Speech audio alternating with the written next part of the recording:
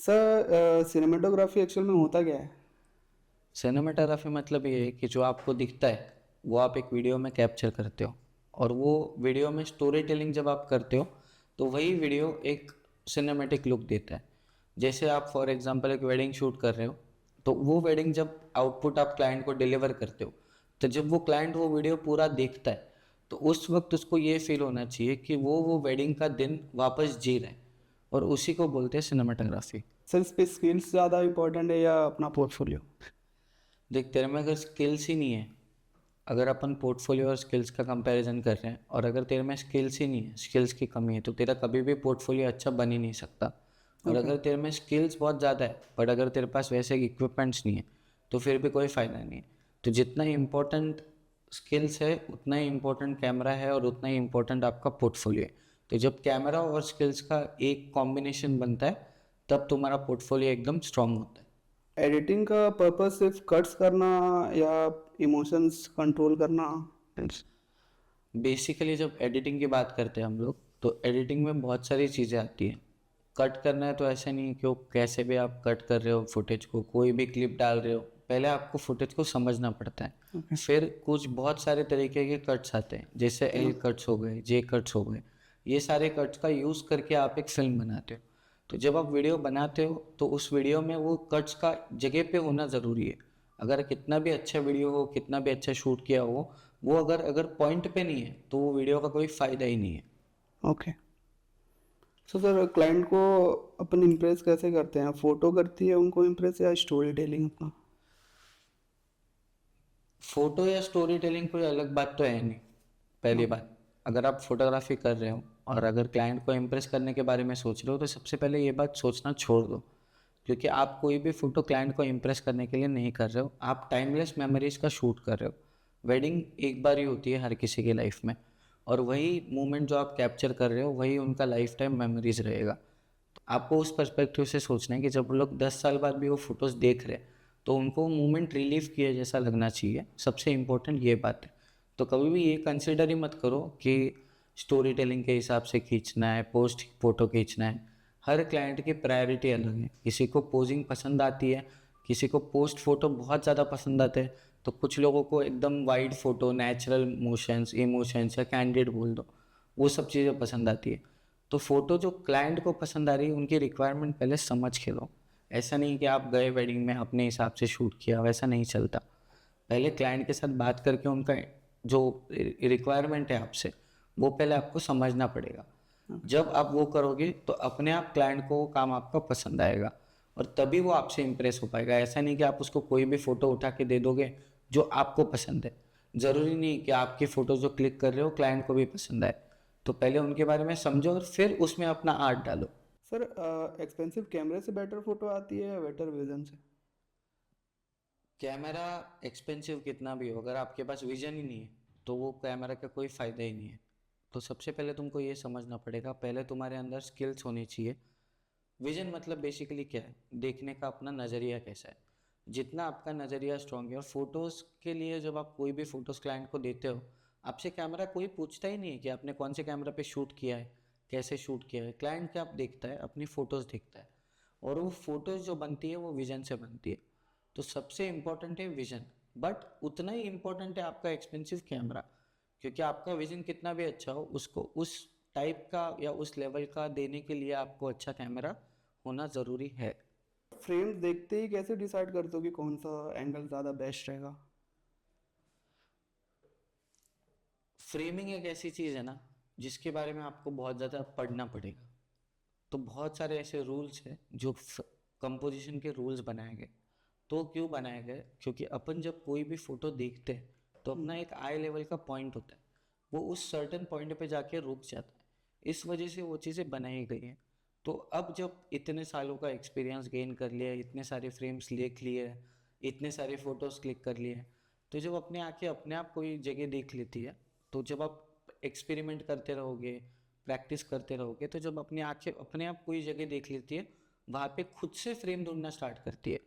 तो फ्रेमिंग को परफेक्ट करने का सिर्फ एक ही तरीका है, आपको ज़्यादा से ज़्यादा शूट करना पड़ेगा। और जब तक आप ज़्यादा से ज़्यादा शूट नहीं करोगे या प्रैक्टिस नहीं करोगे, तब तक आपका परफेक्ट विजन कभी भी डेवलप होगा ही नहीं। तो प्रैक्टिस इज एवरीथिंग, और प्रैक्टिस ही सबसे ज़्यादा इम्पोर्टेंट है। और सर क्या क्रिएटिविटी अपन सिखा सकते हैं बंदों को, या वो खुद नेचुरली आती है बंदे के अंदर? अब देख, माँ के पेट से तो कोई क्रिएटिविटी सीख के नहीं आया। क्रिएटिविटी एक ऐसी चीज़ है जो आप एनवायरनमेंट के साथ लेते हो। जैसे लेट से कि अगर मैं 4 बेवकूफ़ लोगों के साथ घूम रहा हूँ जो पूरे दिन कुछ ना कुछ टाइम पास कर रहे हैं या कुछ भी कर रहे हैं, तो मैं 5वां उनके जैसा बनूंगा। सराउंडिंग बहुत ज़्यादा मैटर करती है क्रिएटिव माइंड के लिए। सिर्फ क्रिएटिव माइंड के लिए नहीं, कोई भी इंडस्ट्री में जाओ आप, कोई भी चीज़ करनी है आपको, तो आपके आसपास के लोग बहुत ज़्यादा मैटर करते हैं। अगर आपके आसपास सारे ऐसे लोग हैं जो हमेशा सोचते रहते हैं कि क्रिएटिव कैसे करे, या कोई शूट कैसे करे, एडिट कैसे करे, नई नई चीज़ों सीखना ज़रूरी है। और अगर तुम्हारे पास सीखने वाले लोग हैं तो 110% तुम्हारा भी क्रिएटिविटी ग्रो होगा। वो सिखाया नहीं जा सकता बस, क्योंकि सिखाया वो जा सकता है कि आपको शूट कैसे करना है। क्रिएटिविटी को आपको खुद से डेवलप करनी पड़ेगी। वो आग खुद में अपने अंदर चाहिए कि अपने को नई नई चीज़ें सीखनी है, नई नई चीज़ें समझनी है। तो क्रिएटिविटी तभी आएगी जब अपनी सराउंडिंग चेंज करोगे, नए लोगों के साथ घूमोगे, नए जगह पे जाओगे, नए नए लोगों के सुनोगे चीज़ें, तब तुमको स्टोरीज दिखना स्टार्ट होगा। अगर 10 लोगों के सर्कल में ज़िंदगी भर हो तो 10 ही स्टोरीज है तुम्हारे पास। पर वही अगर आप 100 लोगों के सर्कल में हो तो आपके पास 100 अलग अलग स्टोरीज है। तो वो कहानियाँ सुन के तुमको ये समझ में आएगा कि इस दुनिया में बहुत कुछ चल रहा है, और तभी आपको ये दिमाग में आएगा कि मैं उसको फिल्म कर सकता हूँ। तो क्रिएटिविटी तभी आएगी जब आप आपकी सराउंडिंग चेंज करोगे। और हर शूट ब्यूटीफुल होना चाहिए, या हर शूट मीनिंगफुल होना ज़रूरी है? देखो, एक टाइम आता है, मतलब ये मेरे भी इनिशियल फेजेस पे मुझे होता था कि मुझे हर वीडियो परफेक्ट चाहिए था, हर फोटो परफेक्ट चाहिए था। बट कभी कभी ना परफेक्शन से ज़्यादा ज़रूरी कंसिस्टेंसी होती है, क्योंकि आप जितना कंसिस्टेंटली शूट करोगे उतना ज़्यादा आप में वो चीज़ आएगी कि आप लोग, अगर आप लेट से एक शूट कर रहे हो महीने में, और अगर आप उसको ही परफेक्ट बनाने के पीछे भाग रहे हो, तो चांसेस बहुत 1% के वो परफेक्ट बनेगा। बट अगर आप वही उसी जगह पे 30 शूट कर रहे हो महीने में, रोज़ उठ के शूट पे जा रहे हो, कुछ ना कुछ तो कर रहे हो, उन 30 दिनों में आपको 5 फ्रेम्स तो अच्छी मिलेगी जो परफेक्ट रहेगी। इसीलिए जितना ज़्यादा एक्सपेरिमेंट और शूट कर सकते हो वो करना ज़रूरी है। तभी जाके आपको वो बोल सकते हो ना कि आपको वो परफेक्ट वाला पिक्चर मिलेगा या परफेक्ट वाली चीज़ मिलेगी। अब इंस्टाग्राम एल्गोरिदम का ही देख लो, आप जितना ज़्यादा उसको पोस्ट करते हो, जितना ज़्यादा उनको कंटेंट देते हो, वो उसी हिसाब से पुश करता है। मेरे साथ तो ये बहुत बार हो चुका है कि मैं 100 बार, मुझे मतलब ऐसे होता है ना कि बहुत लोग पूछते हैं कि वेट फॉर रिजल्ट क्यों डालते हो। मैं 100 बार रिजल्ट डाल चुका हूँ। रिजल्ट पे आते हैं कितने व्यूज़, 10 के, 12 के, 15 के, ज़्यादा से ज़्यादा 100 के। बट वही अगर मैं BTS डाल रहा हूँ तो BTS पे कितने आ रहे हैं, 10 मिलियन, 5 मिलियन, 15 मिलियन। तो लोगों को ये है कि अपने को पता है कि अपने लिए क्या वर्कआउट कर रहे हैं।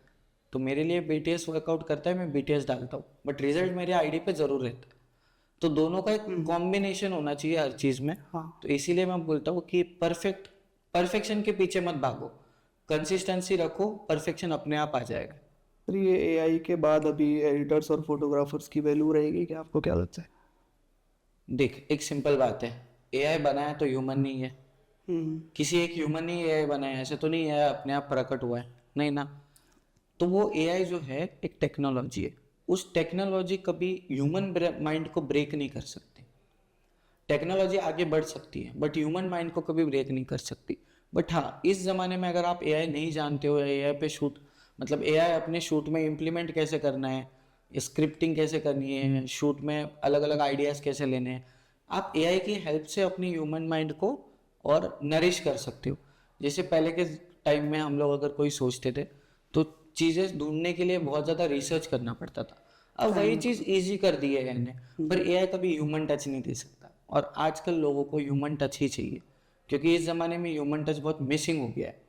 क्योंकि जब से AI आया है सब कुछ AI के दम पे चल रहा है। कभी कभी तो आजकल लोग प्री वेडिंग भी AI से बना रहे, बट वो ह्यूमन टच वाला फीलिंग कभी नहीं आएगा, क्योंकि नेचुरल तो नेचुरल रहता है।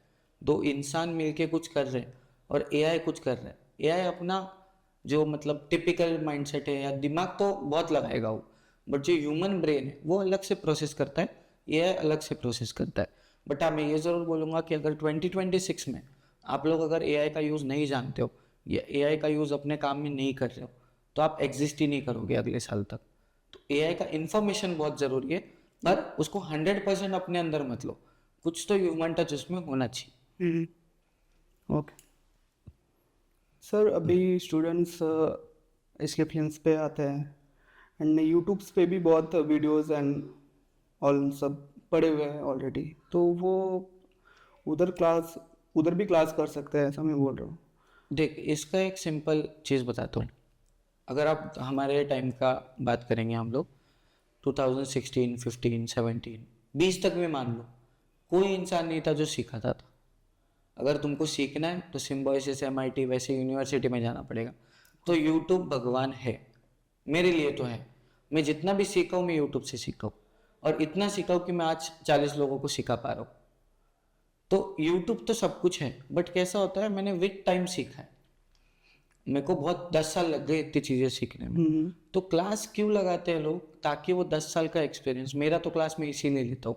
मैं कोई प्रोफेसर तो हूँ ही जो मैं टिपिकल थियरी सिखाऊंगा।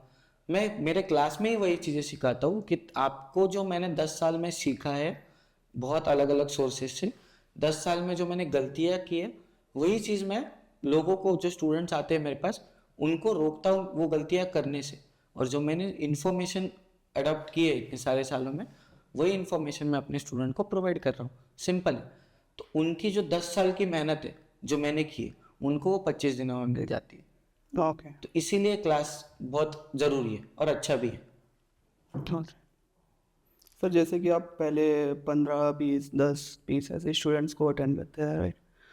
एंड अभी कुछ आप 40, 50 के बैच रन कर रहे हो, सो इसका पीछे का रीज़न एंड इतना बड़ा फ़र्क कैसे आ गया है? देख, मैं जब से क्लास ले रहा हूँ, मैं बहुत सालों से क्लास ले रहा हूँ वैसे, बट मैं कभी कंसिस्टेंट नहीं था क्लास को लेकर। मैं हर साल आता था, दो बैचेस लेके भाग जाता था। बट पिछले साल मैंने डिसाइड किया कि मैं क्लासेस कंसिस्टेंटली लूँगा। मैंने जैसे बोला, मैंने परफेक्शन कभी नहीं ढूंढा। 15 भी आते थे तभी भी उनको वही सिखाता था, 40 भी है वही सिखा रहा हूँ। पर बस एक ही है, मैं उनको 100% दे के सिखाता हूँ। और मेरे हिसाब से मतलब अपन कोई स्कूल में तो है नहीं या कॉलेज में तो है नहीं, तो मेरा जो टच है ना, जो मैं सिखाता हूँ, वो मैं बहुत फ्रेंडली तरीके से सिखाता हूँ। बहुत थियरी नहीं है। हमारे क्लास में कभी भी आप किसी भी स्टूडेंट को पूछ लेना, बहुत ज़्यादा थेरोटिकल नहीं मिलेगा, बहुत ज़्यादा आपको ऐसे स्ट्रिक्टनेस नहीं मिलेगी। काम है, चिल है, तो वो लोग समझ भी रहे। चिल वाइब्स की वजह से उनको सब कुछ समझ रहा है, क्योंकि आज अगर वो 40 लोग हैं, 10 लोग हैं, वो फर्क नहीं पड़ता। बट वो एक आर्टिस्ट है। मेरे पास जो भी स्टूडेंट आते हैं, जो मेरे को मतलब जो मुझे चूज करते हैं, वो सारे आर्टिस्ट मानता हूँ मैं उनको। क्यों? क्योंकि बहुत सारे ऑप्शंस थे उनके पास। मेरा क्लास ज्वाइन करने से पहले उनके पास बहुत सारे ऑप्शंस थे, बट उन्होंने मेरे को चूज किया। उसके पीछे क्या रीज़न था? क्योंकि उनको वही तरीका पसंद आया कि जिस तरीके से मैं उनको सिखाता हूँ। और 40 स्टूडेंट आने के पीछे बस एक सिंपल रीज़न है, कंसिस्टेंसी। क्योंकि हमने कंसिस्टेंटली बैच लिए हैं, बहुत ज़्यादा लिए हैं, मतलब पुश कर करके हमने हमारे लिमिट्स को पुश किया है। और उतना ही नहीं, हमने कंटेंट भी उतना दिखाया है लोगों को कि ये इतना ज़्यादा कंटेंट हम लोग दिखा रहे हैं जो प्रैक्टिकल है, वो पावरफुल कर रहे हैं ताकि स्टूडेंट्स का पोर्टफोलियो बन पाए। तो इन सब वजह से ये ग्रोथ है, जो मतलब लोगों को ग्रो करने में 1-1 साल, मतलब 5-5 साल लग जाते, 15 से 40 तक पहुंचने में, हम लोग वो 1 साल में ही पहुंच गए। और हो जाएगा, ये भी हमको गारंटी है कि हम लोग अगले साल और ज़्यादा ग्रो करेंगे। Sure. इस बात की तो 100% गारंटी है।